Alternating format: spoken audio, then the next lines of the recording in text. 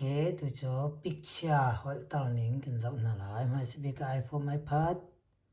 a chon App Store na kal lai na trading mi cho REFACE reface te na ko lai icon te chu mi se lai ka download che chang mi se download ni to lai download din open a khan tu lang mai cho chok mi se chok khao lo chok kan du lo chok du chon atam pi na ma ya khan na picture paruk ni cha chin phun an thlen piak ko atu cho pla chong na kal khao sa cha in du pon ko kho sina atu kan venza ding mi cho ka hen discover ama che mi chunga hi zong ham hai thlen ko di si sina te atu cho picture por kha kan hol tal lai wi khatin mi chu chen kan venza lai hi ka chung vial te ni du mi ni to kho di ni thlen kho di ta chun na ga me hi la sa mi he pakhatin kan to lai okay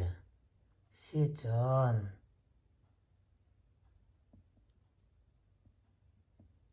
ma ka chungin ka du mi ka thim lai la ka sak tal lai okay ma ka thim lai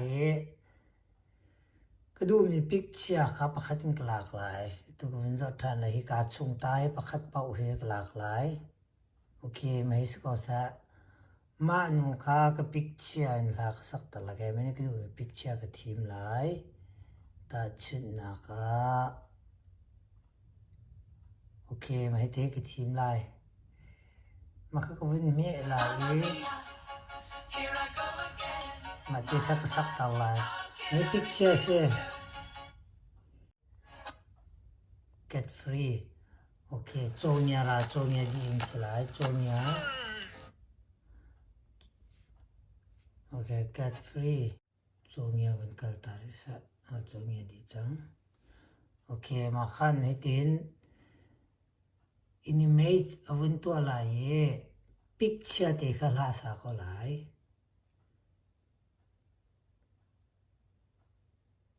convert avun to le animating te picture kha la sa mi kha se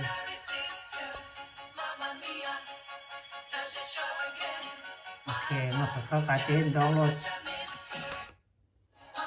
download to save ko se an du nak pawa Instagram Facebook Messenger to ko se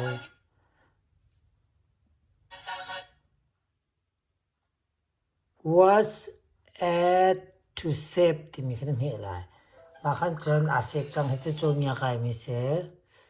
skip okay ma kha picture te kha a save chang okay ma kha man thak kan nei mi pawl kha kan du mi hla sak tar kho se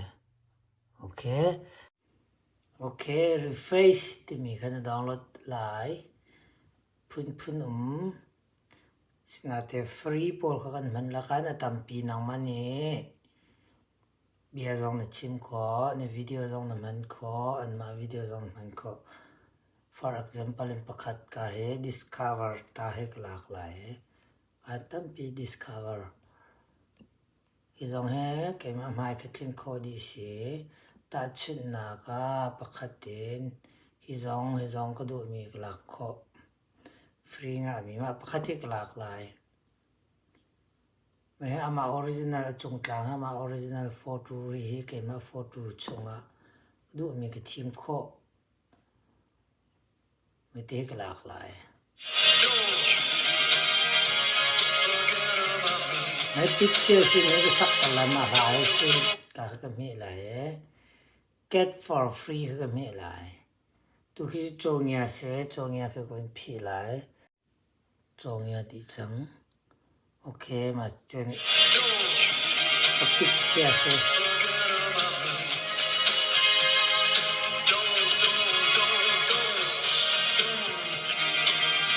Facebook Instagram Messenger longa kwat kho se na that's it Facebook là Instagram là Messenger rồi ngọ cả khăn là download lại. Ok mà là mình start lại. Imagine if I listen.